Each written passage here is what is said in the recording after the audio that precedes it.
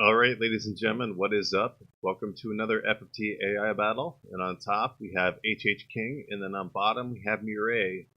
So yeah, we've seen these teams before, but they're going to go up against each other now. So let's introduce the units as a refresher.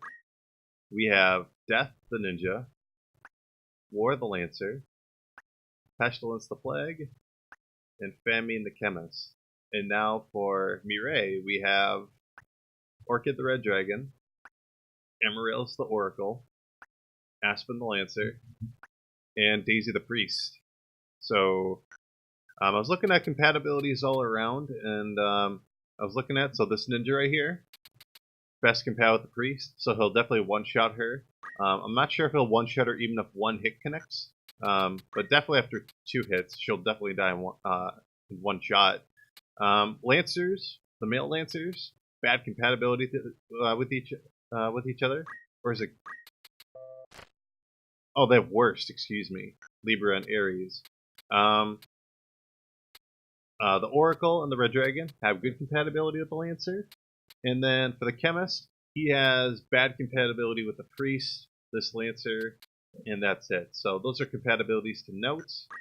We're gonna go to map 104, and that is the Belu Residence, where you see Balbane's in his deathbed as he tells Zalbeg and Dicey Dark to take care of his brother, even though he's because he's his own flesh. So we're gonna play some music in the background. It's gonna be Olga's theme from Metal Gear Solid 2 Substance. Yeah, here we go.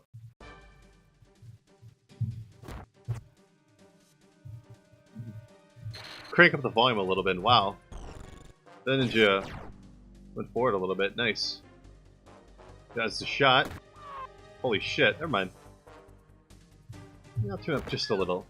God damn, there's a lot of action going on. 2 for 1 so far. Alright. For some reason I can't turn it up. Death Sentence on the Dragon. Not good. They're weak to ice, so it makes sense. That's bad compatibility, and one of those shots crit. See, 54 damage, that's what I'm talking about. The damage is very abysmal. He's got bad compatibility with them overall. 200, remember, good compatibility. Damage split will help supplement the damage onto the Red Dragon, but remember, because he's got Death Sentence, he's not going to do anything. They're not going to... The Red Dragon's going to die next turn, that's a fact. So it will be a 2-on-1 very shortly. With bad compatibility between Lancer and the Priest right here, it's going to take a while for them to take him down. Odin, though. But he does die, nevertheless. One hell of a bloodbath, to be expected on a small map. Alright, let's go to our large map then, and see how much of an impact that makes.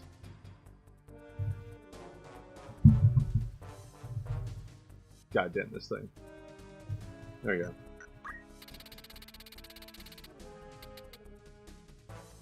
Bridge.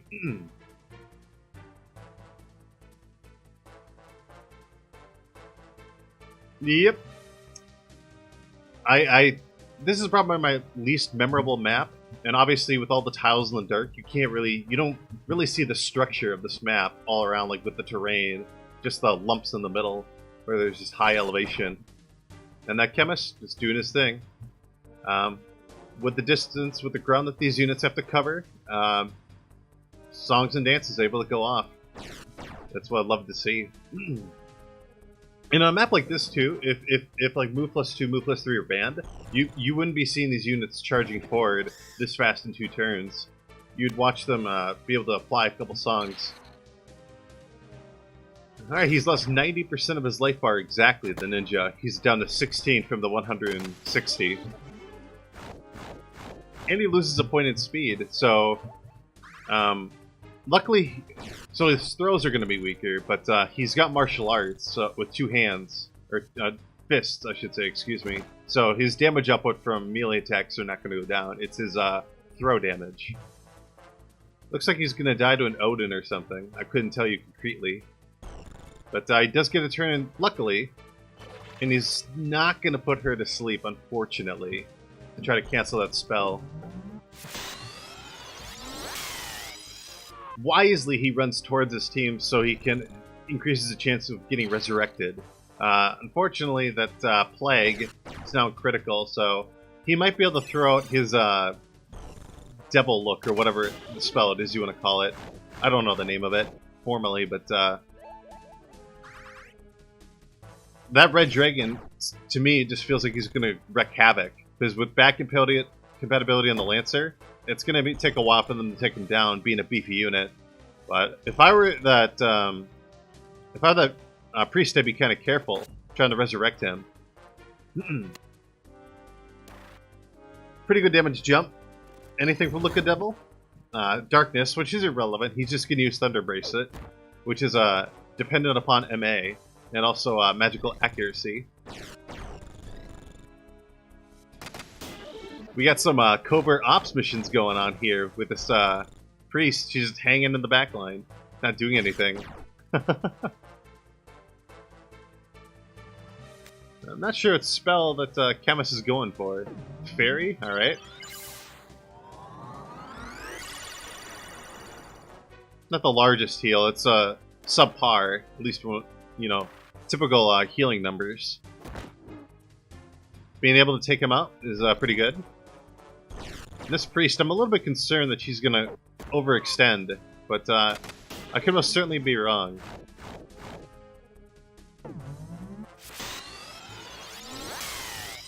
The longer this goes on, the more advantageous it's going to be for Mireille, because those speed points are going to start to take their toll against HH King. And it's going to allow Mireille to harness just a bigger offense overall. Wisely, he runs away while singing. I don't know why he neglected to go for a jump or go for a melee attack. Maybe he doesn't have the height to be able to jump down there. He probably doesn't have any ignore height. But like I was mentioning before, this overextension of the female priest, and then this Oracle is now turned into a 4-on-1, and the Lancer has Concentrate, sure, but the AoE healing, and with back compatibility, Mireille's Lancer is not going to be able to take out HH King's Lancer. On top of the fact he has move HP up. See, like, look, oh, he's not going for him. Yeah, so he's not critical. Walks right behind, deals 200 damage, and although he has put down, he has to get a crystal if he wants to have a chance. Chemist might be able to get a gunshot from this angle? No. So it looks like we will be going to a tiebreaker, just given the results. Because the Lancer is the only one alive, he has to, like, you know, partake in melee. Gunshot? Yep. Alright, that's, they had good they had a good plan, Mireille's team, but, they kept themselves, they separated from themselves too much, so, hopefully they're able to redeem themselves in round 3. We're going to our tiebreaker. One moment.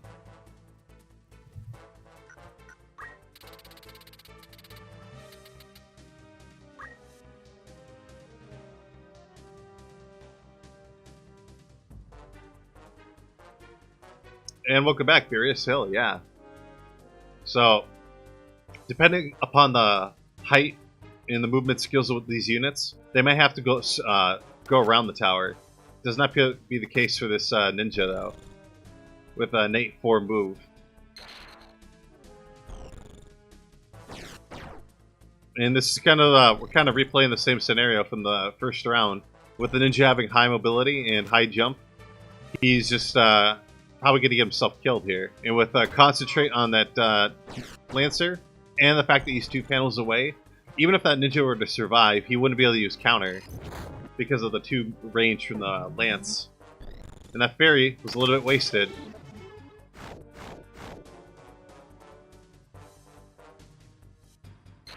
So, we're currently up a 3-on-4, but a great deal of the damage has been done with that ninja being taken care of, and then that plague being at 10%. And unfortunately, that Chemist can't teleport forward enough to be able to throw her Phoenix down on the ninja.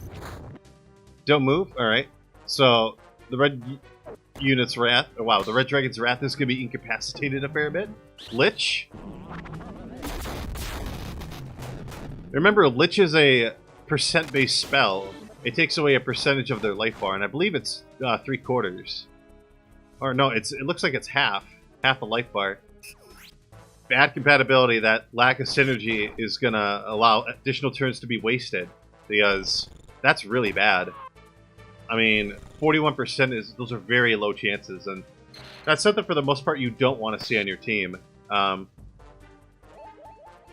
now this, and with that plague effectively being out of the fight, it's up to a Lancer who's going to be prioritizing Resurrection most likely. No Hamido, unfortunately, but he's able to, you know, kind of prolong things, but that little bit of damage could make an impact. And I'm surprised that this priest is not using any heal spells. She probably doesn't have any. And wow, just this damage split is sustaining him completely. It is up to a 2-on-2, and we'll find out. Oh my god. Is HH going to pull this off because of compatibility? This is very odd. Oh my god. Is there any revival? Yes! Alright, thank god she moved forward a little bit. And he guarded, wow. Really good job on Mireille's Lancer right there. And now he should be dead. 200 damage, right? Yep. Okay, well thank god that priest moved forward and did that. Because if she didn't do that, she probably would have been pelted non-stop. Yeah, it's up. Yeah, this plague is not going to be able to do it. I was a little bit concerned there for Mireille's end. I thought that the priest would run away too far, but that wasn't the case. And thankfully, she revived the Red Dragon. All right, well, congratulations, Mireille. You have toppled HH King in this best of 3, and HH King, even though you didn't win, again, you were able to bring it to round 3, and we were able to see an interesting bout between you guys. Yep. I'll see you guys for our next video then. Take care until then.